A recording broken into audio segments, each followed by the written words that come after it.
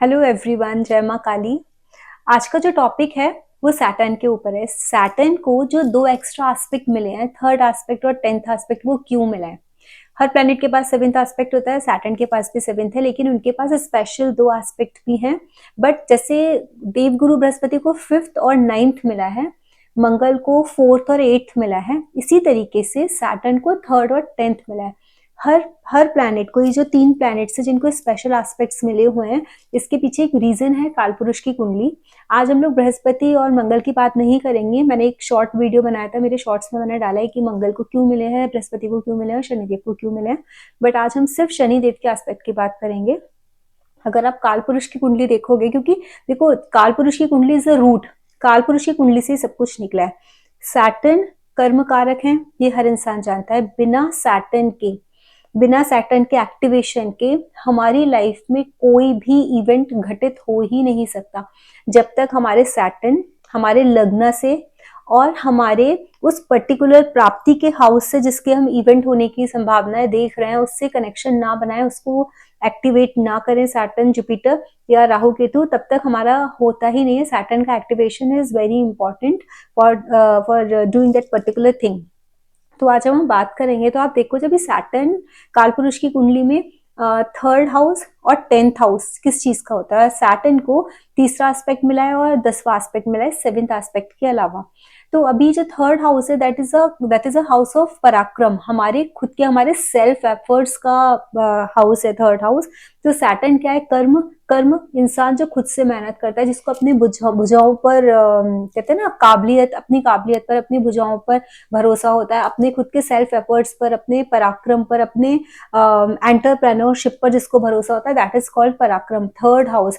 तो सैटर्न हमको कर्म करने के लिए, उनका जो थर्ड एस्पेक्ट है, वो जहां भी जाएगा उस क्षेत्र में, उस भाव से रिलेटेड चीजों के प्रति आपको बोलेंगे कि आपको पराक्रम करना है, आपको कार्य करना है। सेवेंथ एस्पेक्ट जहां जाएगा वहां पर वो बैलेंस लाने की चीजों में बात करेंगे, ठीक है। आपको वहां पर सेवेंथ एस्पेक्ट जहां भी है वहां पर आपको बैलेंस लेके आना है। थर्ड हाउस मतलब जहां भी उनका थर्ड एस्पेक्ट जाएगा तो वहां पराक्रम करने के लिए बोलेंगे। और जहां भी उनका टेंथ एस्पेक्ट जाएगा वो आपको उस भाव से रिलेटेड कर्म करने के लिए बोलेंगे, उन कर्मों में इन्वॉल्व होने के लिए बोलेंगे। अब सैटर्न का बेसिक कोर क्या है, नेचर क्या है? What he wants discipline, he wants consistency, he wants honesty. वो आपका डेली रूटीन बराबर रखना चाहते हैं, बिकॉज सैटर्न खुद लेजीनेस के कारक हैं, वो खुद लेजीनेस दिखाते हैं, लेकिन वो इंसान को क्या चाहते हैं? उसको प्रैक्टिकल लाइफ के लेसन सिखाना चाहते हैं। इसके लिए लाइफ में इतनी मिजरीज, इतनी सैडनेस, इतनी प्रॉब्लम्स लेके आता है। Person needs to learn a reality, वो लाइफ के लेसन सीखें। दूसरा क्या है? सैटर्न कर्म के कारक है, तो वो किसी भी कीमत पर, आप किसी भी रेमेडी से सैटर्न को ठीक नहीं कर सकते, क्योंकि सैटर्न क्या करते हैं? जस्टिस करते हैं। कर्मों का, जो भी हमने कर्म किए, हर कर्म का हमको हिसाब देना ही पड़ता है, हर कर्म का हिसाब हमारे सैटर्न करते हैं। अब यहाँ पर एक चीज, सबसे इंपॉर्टेंट चीज आ जाती है कि सूर्यदेव के पुत्र है सैटर्न, यम भी सूर्यदेव के पुत्र है। सूर्यदेव ने जो जस्टिस का डिपार्टमेंट है, अपना एक बेटे को एक जस्टिस, दूसरे बेटे को दूसरा जस्टिस। जब हम जिंदा रहते हैं, हम मृत्यु लोक में रहते हैं, तब हमारे साथ न्याय कौन करता है? शनिदेव न्याय करते हैं, हमारे कर्मों का हिसाब शनिदेव रखते हैं। जब हम मृत्यु हमारी हो जाते हैं, जब हम मृत्यु लोक को छोड़ करके हम यमलोक में जाते हैं, तो वहां पे यमराज बैठे होते हैं, वो हमारे कर्मों का हिसाब करते हैं। लेकिन यहाँ इन दोनों चीजों में ना एक चीज का फर्क है, जब हम यमलोक में पहुंच जाते हैं तब हम चाह कर के भी अपने किसी भी कर्म को रेक्टिफाई नहीं कर सकते। हमने जो आजीवन किया है उसका ही लेखा जोखा उनके पास होता है, उसी के हिसाब से हमको न्याय मिलता है वहां पर। लेकिन मृत्यु लोक में जब हम होते हैं, तो जो सैटर्न हमारे कर्म कारक हैं, जो हमको, वो भी कभी भी छोड़ेंगे नहीं। अगर आपने अच्छे कर्म किए तो आपके अच्छे कर्मों का परिणाम, बुरे कर्म किए तो बुरे कर्मों का परिणाम आपको मिलेगा। आप लाख रेमेडीज कर लो, थोड़ा बहुत पैसिफाई हो सकता है भगवान शिव की शरण में जाकर, हनुमान जी की शरण में जाकर के आप थोड़ा पैसिफाई कर सकते हो। लेकिन अगर आप उसको ये सोचो कि आप उसको 100% इरेडिकेट कर दो, तो नहीं हो सकता। शनि देव हमारी जो कुंडली में जिस भाव में भी बैठे हैं, उस भाव में बैठ करके जहां वो अपना तीसरा एस्पेक्ट डाल रहे हैं, जहां वो अपना सातवां डाल रहे हैं और जहां वो 10वां डाल रहे हैं, हमको उनसे रिलेटेड कर्मास परफॉर्म करने ही करने, हमारा कर्तव्य है। चाहे वो हमारे लिए फेवरेबल कंडीशंस में रहे या अनफेवरेबल रहे। जैसे कि किसी के फर्स्ट हाउस में सैटर्न बैठे हुए हैं तो उनका थर्ड एस्पेक्ट उसके थर्ड हाउस पे जा रहा है, थर्ड हाउस पे अपना थर्ड एस्पेक्ट डाल रहा है। तो थर्ड हाउस किस किस चीज का कारक होता है, यहाँ पे आपको राशि नहीं देखनी है, सिर्फ placement of planet you have to check. आपके सैटर्न का प्लेसमेंट किधर है, फर्स्ट हाउस में है तो थर्ड हाउस से रिलेटेड आपके नेबर्स हैं, आपके यंगर सिबलिंग्स हैं, आपकी राइटिंग स्किल्स है, आपकी कम्युनिकेशन स्किल्स हैं, आपके शॉर्ट ट्रेवल्स हैं। तो what you are suppose to do, you are suppose to like perform your karma in such a way. आपको लिखना है, राइटिंग कुछ ना कुछ आपको लिखते रहना है, आपकी कम्युनिकेशन स्किल्स अच्छी होनी चाहिए, आपको बात करना, मतलब बहुत सारे लोग होते हैं ना जो बात ही नहीं करते हैं, बोलते ही नहीं किसी से, लोगों से कांटेक्ट ही नहीं करना चाहते हैं, अपने अपने में रहना चाहते हैं। You have to perform that activity, क्योंकि कम्युनिकेशन बहुत जरूरी है। You have to be vocal, you have to speak up. तो आपको छोटे भाई बहन है तो आपके छोटे भाई बहनों से चाहे आपकी पटती हो नहीं पटती हो, वो आपके साथ बदतमीजी कर रहे हैं, आपके साथ रिलेशन नहीं रखना चाह रहे हैं, लेकिन आपकी जो ड्यूटीज है you have to perform in the same way. आपके नेबर्स का हाउस है, अगर सैटर्न आपका थर्ड एस्पेक्ट आपके नेबरहुड पर डाल रहे हैं, मतलब थर्ड हाउस पर डाल रहे हैं, तो मतलब your responsibilities are towards your neighbours also. आपके नेबर्स कितनी भी खराब हो, कुछ भी रहने दो, कितना भी झगड़ा करते हो, कुछ भी प्रॉब्लम क्रिएट करते हो, बट आपकी ड्यूटी है आप उनको हमेशा कंफर्ट प्रदान करो, उनको, उनके लिए प्रॉब्लम्स क्रिएट ना करो, उनके लिए ऑब्स्टेकल्स क्रिएट ना करो।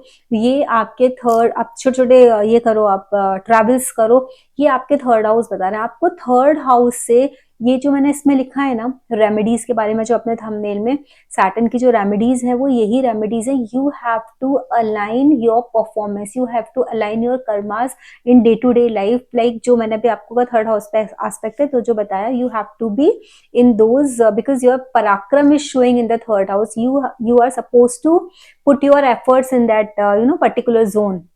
अब जब सेवेंथ एस्पेक्ट की बात करेंगे तो सेवेंथ एस्पेक्ट में सेवेंथ हाउस पे एस्पेक्ट आया, seventh house is the house of your spouse. आपका seventh house is the house of your spouse. आपके पार्टनरशिप का भी हो सकता है, एक से ज्यादा मल्टीपल पार्टनर्स हो आपका, के बिजनेस पार्टनर्स। तो जो बैलेंस आपको क्रिएट करना है, आपका पार्टनर आपके बिजनेस में आप बैलेंस क्रिएट कर रहा है या नहीं कर रहा है या क्या कर रहा है, doesn't matter, but that is your prime responsibility to create a balance into the business, create a balance between your और अमंग योर पार्टनर्स। अगर आप दो हैं तो ठीक है, between your partners you can just create, that is your prime responsibility. If it is more than that, then your among all the partners you are the only one who has to bring a lot of balance among your partners, that is your responsibility। सामने वाला नहीं कर रहा वो सोच के आपको नहीं रुकना है, सामने वाला नहीं कर रहा है वो सामने वाले के कर्म है। बट इस जन्म में सैटर्न ने फर्स्ट हाउस में बैठ के ये रेस्पॉन्सिबिलिटी आपके कंधों पे डाली, it is on your shoulder, you have to do that. Apart from that you have to be honest with your partner, with your life partner.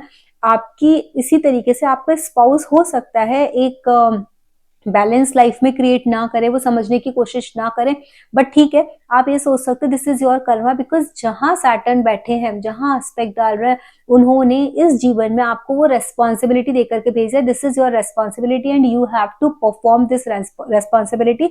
तो वो आपको परफॉर्म करनी है, whether someone is helping you out to bear those responsibility और not, it doesn't matter, but you have to. आपके spouse के प्रति आपकी जिम्मेदारी है, शादी बचाना आपकी जिम्मेदारी है, शादी चलाना आपकी जिम्मेदारी है, पार्टनरशिप चलाना, पार्टनरशिप बचाना, दिस इज योर रेस्पॉन्सिबिलिटी।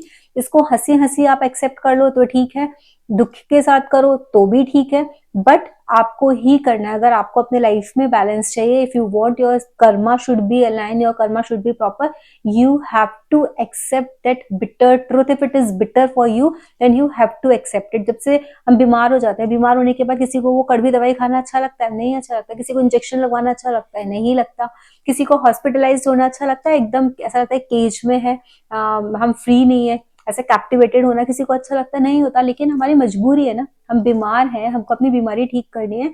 तो अभी जब बीमार हुए, जब तक हम ठीक नहीं हो जाएंगे, we have to be in hospital, we have to take medicine, we have to go through the injections and whatever the course is going on, we have to go, we do not have any other option. In the same way आप ये मत सोचो कि you are free, because you are free. Saturn ने तो आपको कर्म करने के लिए ही फ्री छोड़ दिया ना, कि करो कर्म, जैसे कर्म करोगे वैसे आपको फल मिलेगा उस हिसाब से। बट आपको जब पता है कि what are your karmas, what Saturn needs, what his aspect needs you, आपको वो कर्म करना है, करोगे तो वो चीजें आपकी लाइफ में बैलेंस क्रिएट करेंगी, शांति और सुकून लेके आएंगे, because your Saturn is sitting in your लग्न भाव. लग्न भाव इज अ मारक भाव फॉर सैटर्न, चाहे वो उच्च के हों, चाहे वो अपनी स्वराशि में बैठे हों या शत्रु राशि में बैठे हों या अपनी नीच की राशि में बैठे हों, लेकिन मारक भाव में बैठ करके आपको वो परिश्रम करवाते ही हैं, प्रॉब्लम्स क्रिएट करती ही हैं, ह्यूमिलेशन क्रिएट करती ही हैं लाइफ में. किसी एक पॉइंट पर आपको सामने वाले से सुनना ही पड़ता है. और इसमें क्या है ना, आपको अपनी पर्सनैलिटी पे बहुत काम करना है, because your Saturn is sitting over there. अगर उच्च की राशि में बैठे हुए हैं, अपने खुद के साइन में बैठे हुए हैं, तो थोड़े से स्ट्रगल कम है, इंसान अच्छे मूड में है, खुश मूड में है, और आपको फिर ऑर्डर दे रहा है. आपका थर्ड एस्पेक्ट, उनका सेवेंथ एस्पेक्ट और 10th एस्पेक्ट इतना ज्यादा डेंजरस या इतना ज्यादा एग्रेसिव नहीं रहेगा. वेयर हैज अगर वो अपनी नीच की राशि में या शत्रु राशि में बैठ गए, वो खुद ही परेशान है, खुद ही पीड़ा में है, और आपको जब जो इंसान खुद ही दर्द में, तो सामने वाले को तो वो झुझला करके बोलेगा, नहीं करो ना, मैंने बोला है तो करो ना ये काम, और नहीं करोगे तो वो चिढ़ेगा. और अगर कोई कंफर्टेबल पोजीशन में बैठा हुआ है, अपने एक्सॉल्टेशन में बैठा हुआ है, तो वो क्या करेगा कि ठीक है कर लो ना, मैंने बोला है कर लो, तो वो उस तरीके से परफॉर्म करेगा. तो इसी तरीके से ये प्लैनेट्स की एनर्जी परफॉर्म करते हैं. इन the same way when the aspect of Saturn is going on the 10th house, 10th house is the house of your boss, 10th house is the house of your public image, 10th house is the house of your fame, name, your karma. तो आपका क्या कर्मा जुड़ा है आपके 10th house से. 10th house आपका आपका जो कर्म है ना, डेली हम जो कर्म करते हैं, हमारे कर्मों का है. तो you have to be honest with your boss, you have to be very much protective towards your work, you need to be honest towards your work. आपको ग्रांटेड अपने काम को नहीं लेना है. बहुत सारे लोग होते हैं अपने काम को ग्रांटेड ले लेते हैं कि ठीक है ना, चीजें हमने एक बार सिस्टम में ला दी, अभी चीजें अपने आप काम करती रहेंगी. The day you will start all this ना, things will not move in your favor, it will not turn into your favor. You have to be on toes. Saturn आपसे डिमांड कर रहे हैं 10th हाउस से related जो भी कर्मा है, जहां उनका 10th हाउस जो भी 10th एस्पेक्ट पड़ रहा है जिस हाउस पर, वहां पर आपको कर्म करना ही करना है. यहाँ पर ये हो सकता है कि आपने प्रेजेंटेशन बना दिया, सामने वाले ने नहीं बनाया, और आप ही के कंधों पे सारा कारभार छोड़ के चला गया, और आपको करना है. तो आप ये नहीं सोच सकते हो कि सामने वाले की भी तो responsibility, he is also withdrawing the salary, I am also drawing the salary, हम दोनों की same salary, why should I work more, why he is not. उनके भाई सैटर्न कहीं और प्लेस होंगे, उनके कर्मा उनके साथ है, लेकिन आपके सैटर्न लग्न में बैठ करके 10th हाउस को देख रहे हैं. आपके सैटर्न आपको डिमांड कर रहे हैं कि you have to do that, you can not take this work for granted. The moment you will take, सामने वाला नहीं फंसेगा लेकिन आप फंसोगे, कि क्वेश्चन आपसे किया जाएगा, आपके बॉस आपसे क्वेश्चन करेंगे कि व्हाई डिडंट यू. आप उसको छोड़ो, अगर आप बोलोगे उसने भी नहीं किया, तो बोलेंगे उसको छोड़ो, उससे मैं बात कर लूंगा, तुम बताओ अपना कि तुमने क्यों नहीं किया. तो इसका मतलब क्या है कि whenever your Saturn is putting its 10th aspect anywhere, you have to be very cautious on that particular house, the Karak Tattvas of that particular house. Now, when we are in second house, when our Saturn is in the second house में बैठ करके it is looking in the 4th house, उनका third aspect 4th house में जाता है.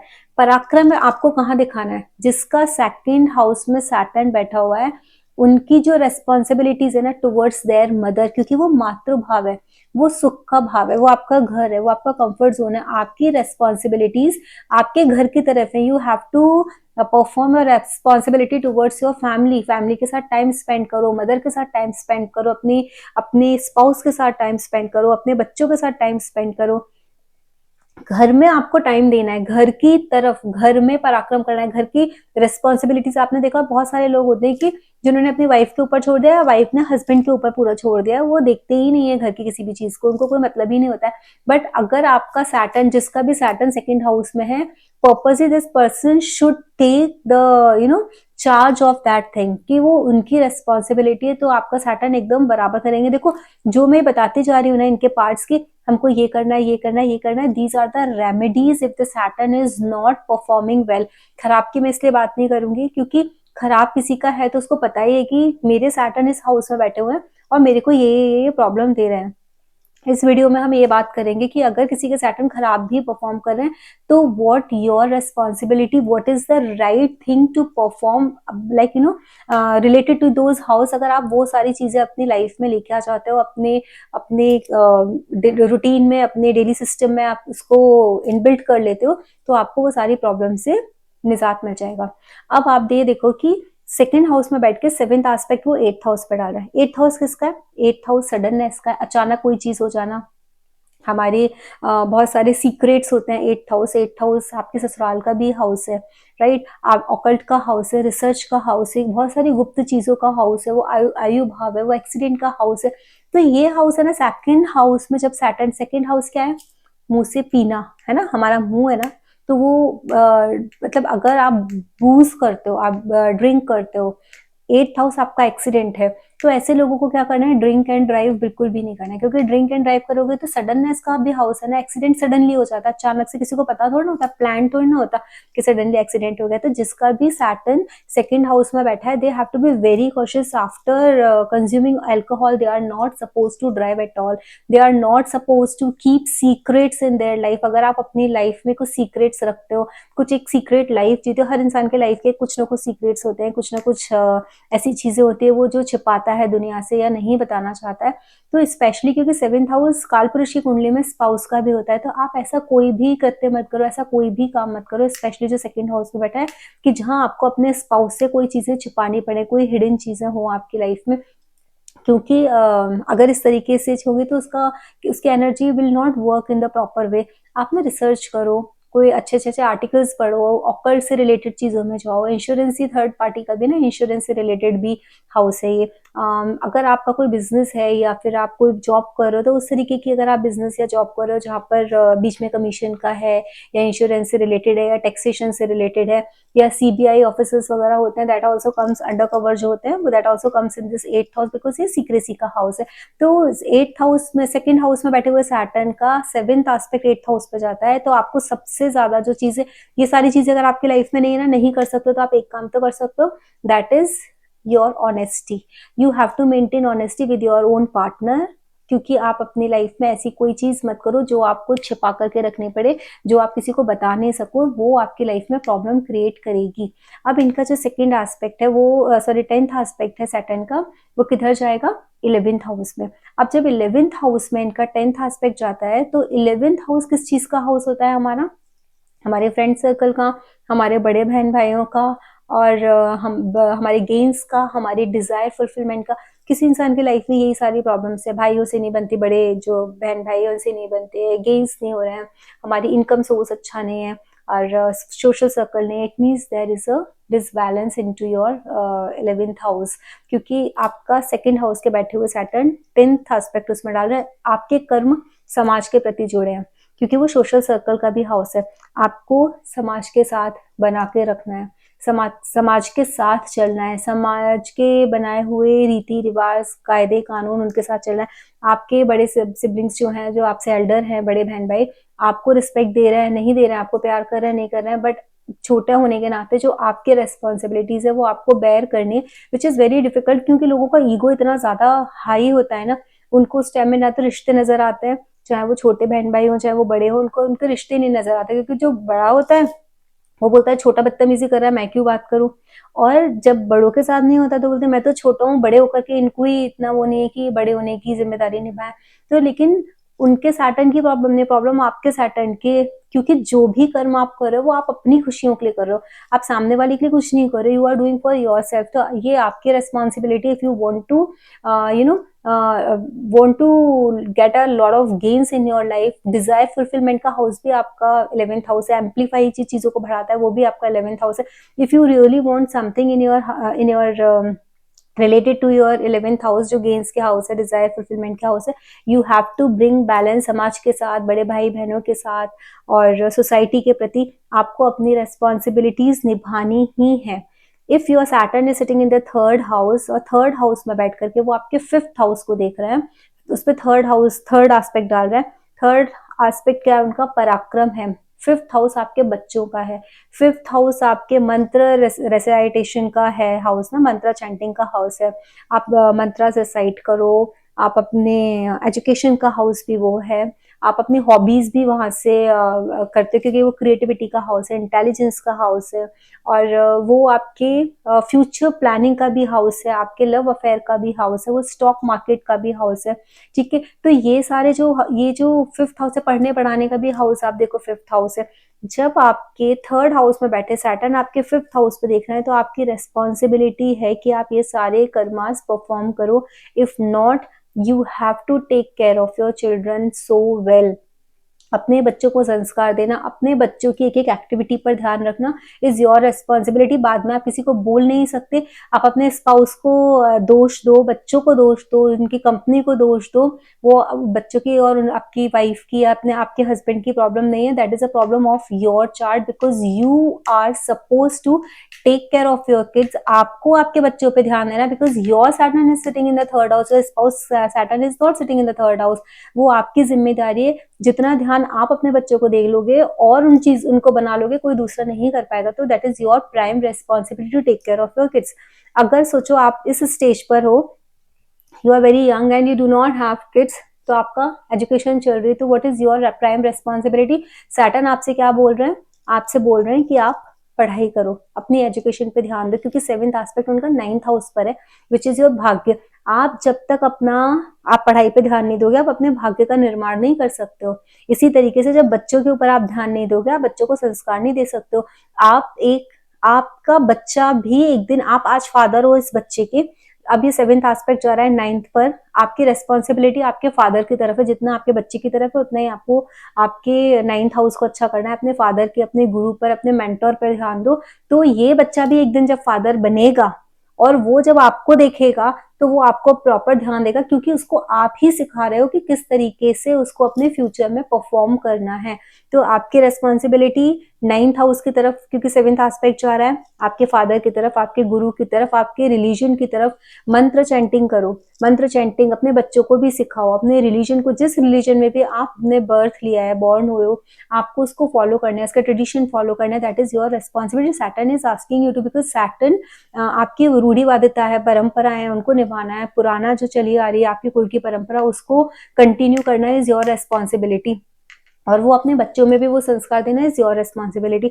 अगर जैसे कोई और भी बहुत ज्यादा यंग है, कोई लव अफेयर की लाइफ में, मतलब वो उनका स्टेज चल रहा है, लाइफ की वो स्टेज है जहाँ पे उनके रिलेशनशिप्स है, you have to be honest with your partner, with your love partner. आपकी शादी नहीं हुई है, but you are into a relationship, you are living your love life, you have to be very very cautious about it, you have to be very pure, you have to be very honest, otherwise you are going to face a lot of challenges in your life। अगर आप उनके साथ गलत करोगे तो be ready, your भाग्य will going to return those things, वो आएगा ही आएगा आपके पास। तो सेवेंथ हाउस को बैलेंस करने के लिए गुरु का, पिता का सम्मान करो, अपने धर्म का सम्मान करो, जिस धर्म में पैदा हुए उस धर्म को बढ़ाने के लिए प्रेरित, मतलब अपने आने वाली जनरेशन को प्रेरित करो, अपने बच्चों को प्रिपेयर करो कि वो आपके रिलीजन को माने, क्योंकि सैटर्न परंपरा बता रहे हैं। उसके बाद उनका 10th एस्पेक्ट देखो तो that is going on the 12th house. 12th house is again the house of salvation, it is a house of losses also, it's a house of meditation, आपकी नींद का, आपका बेड प्लेजर, आपका hospitalisation, आपकी jail, और आपका investment, everything is 12th house. 12th house is a foreign land also. तो आपका जो 10th हाउस, आपका जो सैटर्न का 10th एस्पेक्ट 12th हाउस पर पड़ रहा है, वो आपको ये बता रहा है कि आपको आपकी मैक्सिमम एनर्जी, आपके कर्मास किधर जा रहे हैं? चैरिटी के लिए। वो चैरिटी का भी हाउस है, चैरिटी करो। ठीक है, चैरिटी, हॉस्पिटल में भी चैरिटी कर सकते हो, मेडिसिन की चैरिटी कर सकते हो आप। वहां पर मेडिटेशन का हाउस है, तो मेडिटेट करो, क्योंकि वो मोक्ष के द्वार खोलता है। अगर आप रिलीजियस हो, स्पिरिचुअलिटी के लिए आपको बहुत ज़्यादा अंदर से स्पिरिचुअल हो, तो आप मेडिटेशन करो। आपका वो सबकॉन्शियस ब्रेन भी है 12th हाउस आपका। देखो लॉसेस का भी है, अगर वो गलत तरीके से आपका सैटर्न वर्क कर रहा है, नेगेटिव इम्पैक्ट दे रहा है, तो सडन लॉसेस भी दे देंगे आपको अचानक, क्योंकि लॉसेस का भी हाउस है ना, तो लॉसेस होने की संभावना है। अगर आपको इन सब अपने लॉसेस से बचना है, बीमारियों से बचना है, क्योंकि वो हॉस्पिटलाइजेशन है, किसी प्रॉब्लम की वजह से जेल जैसी चीज होगी, नौबत आ गई, या कोई केस हो गया अगेंस्ट आपके, तो उससे बचना है, तो भी आप क्या करोगे? आपको अपने 12th हाउस को प्रॉपर यूटिलाइज करना है, जो भी उसके पॉजिटिव एस्पेक्ट्स हैं, जैसे चैरिटी करना, दान करना, पूजा पाठ की तरफ बढ़ना, है ना। हो सकता है आपका कुछ फॉरेन लैंड से रिलेटेड कुछ आपका ऐसा हो कनेक्शन हो, तो आपको अपने बहुत प्योरिटी के साथ, बहुत ऑनेस्टी के साथ you have to perform your karma, क्योंकि हो सकता है आपका भाग्य वहां से जुड़ा हुआ हो। मोस्टली अगर सैटर्न का 10th एस्पेक्ट वहां पर 12th हाउस में जाता है, तो कहीं ना कहीं आप जब बिजनेस करते हो, कुछ काम करते हो, पराक्रम करते हो, तो आपका आना जाना, क्योंकि वो आपके 3rd हाउस में बैठे हुए हैं और आपके 12th हाउस को देख रहे हैं, तो हो सकता है आपके शॉर्ट ट्रेवल्स जो है वो आपके फॉरेन की तरफ हो जाए, तो आपको बट वहां के लिए you have to be very honest in that part. आपको ऑनेस्टी निभानी है, जहां जहां सैटर्न का एस्पेक्ट जा रहा है अपना 100% देना है, you have to be dedicated towards it. Now it is coming on the 4th house. 4th house में अगर सैटर्न बैठा है, 4th हाउस हमारा सुख का भाव है, मातृभाव है, वहां से बैठ के किसको देख रहा है? 6th हाउस को देख रहा है। हो सकता है घर के लिए लोन करा दे, कर्जे करा दे, क्योंकि 6th house is the house of debt, is the house of आपके एनिमीज का, बीमारियों का, है ना, रोग ऋण शत्रु का घर है। हमारे पेट एनिमल्स हम वहां से देखते हैं, हमारी डेली वेजेस देखते हैं, हमारा डेली रूटीन देखते हैं, वहां पर हमारी वो सर्विस का हाउस है, सेवा देने का भाव है। 12th house is the 6th house is the 12th of 7th house. तो हमारी शादी का जो लॉस कराता है वो भी 6th हाउस है, क्योंकि वो कोई एक ऐसा मिस्ट्रेस का हाउस कि हम अपनी वाइफ के या हस्बैंड के अलावा हम किसी और के भी साथ रहते हैं, वो इस तरीके की एक्टिविटीज भी दिखाता है। तो इसका मतलब क्या है? You have to be very cautious in your each and every actions. यू हैव टू बी away from taking loans, a lot of loans for comfortable house or something like that. You are supposed to not create lot of enemy just because saying something bad, आप उनसे गलत बोल करके या किसी भी act से अपने किसी मजदूर को आपको एक्सप्लॉइट नहीं करना। 6th house is the house of your servants also. आपको अपने सर्वेंट्स को एक्सप्लॉइट नहीं करना, किसी को वेजेस ना ऐसा नहीं करना है कि कोई जितना डिजर्व करता है आपको उतना ही देना है, कि आप क्योंकि वो मतलब मजबूर है, उसको काम करना है, तो आप उसको एक्सप्लॉइट कर रहे हो, कम पैसों पर रख रहे हो, तो वो सारी चीजें आपको नहीं करनी है। आपकी जिम्मेदारी पेट एनिमल्स की तरफ भी है, जितने भी, जैसे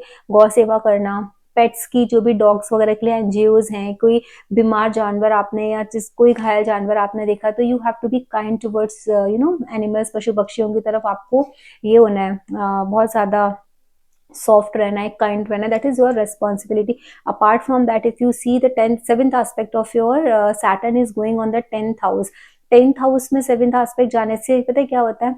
आपको आपके वर्क प्लेस पर बैलेंस लाने के लिए, क्योंकि 7th aspect is the aspect of bringing balance into your life. You have to bring balance into your family and the work life. अगर आप कोई ऐसा है जो बहुत ज्यादा काम किए जा रहा है, is ignoring his family, that is also wrong. If a person is only taking Saturn, क्योंकि 4th हाउस में बैठा है, तो शायद वो आपको वर्क फ्रॉम होम वाला भी ऑप्शन प्रोवाइड करा सकता है। तो बहुत सारे लोग क्या करते हैं, उसको ग्रांटेड ले लेते हैं कि ठीक है वर्क फ्रॉम होम है, मैंने लॉग इन कर दिया, छोड़ दिया, अभी चीजें अपनी चलती रहेंगी, जब भी कॉल आएगा, रिंग बजेगी, कोई बोल रहा है, देन आई विल परफॉर्म। तो अगर आप उस तरीके की एक्टिविटीज में भी इन्वॉल्व होते हो, तो भी ये आपको प्रॉब्लम क्रिएट करेंगे। तो you have to be very cautious, very honest in your part. You are not supposed to take your work for granted. Now when you see the 10th aspect of 4th Saturn is sitting in the 4th house, 10th aspect उनका किधर जाता है? आपके लग्न पर जाता है। It means it is asking you to take care of your own self। मतलब आपको अपनी खुद की जिम्मेदारी उठानी है, आपको अपने ऊपर ध्यान देना है। हो सकता है you are not taking care of your hygiene, you are not taking care of your look. वो आपको क्या बोलते हैं, आप प्रॉपर टाइम पे ग्रूम करो, हाइजीन मेंटेन करो, अपने लिए कुछ परफॉर्म करो। Your karmas are towards you, क्योंकि सैटर्न हमारी बॉडी की मसल्स भी दिखाता है। You have to work hard on yourself. आप एक्सरसाइज करो, रूटीन लेके आओ। 6th हाउस पे भी उनका 3rd एस्पेक्ट है, तो क्या बोल रहे हैं, 6th हाउस को स्ट्रॉन्ग करो। 6th हाउस आपके रोग ऋण शत्रु का भी है, रोगों का भी है। अगर आपका डेली रूटीन डिस्टर्ब रहा, तो it will impact your 10th house also. आपके लग्न को, आपके जो खुद हो, आपकी रेपुटेशन, आपका चरित्र, आप खुद हो। You have to take care of your own character, you have to take care of your own health, you have to take care of yourself. आपको आपके प्रति भी बहुत सारे ऐसे लोग होते हैं जो अपने काम में, अपनी चीजों में लगे रहते हैं, और वो क्या करते हैं, अपने आप को ही इग्नोर कर देते हैं। You are not suppose to ignore yourself, you need to be very careful for yourself, क्योंकि आपकी जिम्मेदारियां इस जन्म में सैटर्न ने बोला है आपके टुवर्ड्स भी हैं। आपको अपने शरीर पर काम करना है, आपको अपने मन पर काम करना है, आपको अपनी सोच पर काम करना है, आपको अपने कैरेक्टर पर काम करना है, आपको किस तरीके का इंसान बनके, क्योंकि सैटर्न आपको समाज में बहुत इज्जत, कहीं जहां भी आपका सैटर्न बैठा है, आपके सैटर्न की सिचुएशन आपको बता देगी कि आपको समाज में किस तरीके का स्टेटस मिला हुआ। Your status is represented by your Saturn. आपके सैटर्न बताएंगे कि आपका क्या स्टेटस है, क्या रुतबा है समाज में। तो आपको सैटर्न 4th हाउस में बैठ के बोलते हैं कि you have to work on yourself, आपको अपने ऊपर काम करना है। अगर आपको मेरा ये वीडियो अच्छा लगा हो तो इसको लाइक कीजिए, शेयर कीजिए, सब्सक्राइब कीजिए।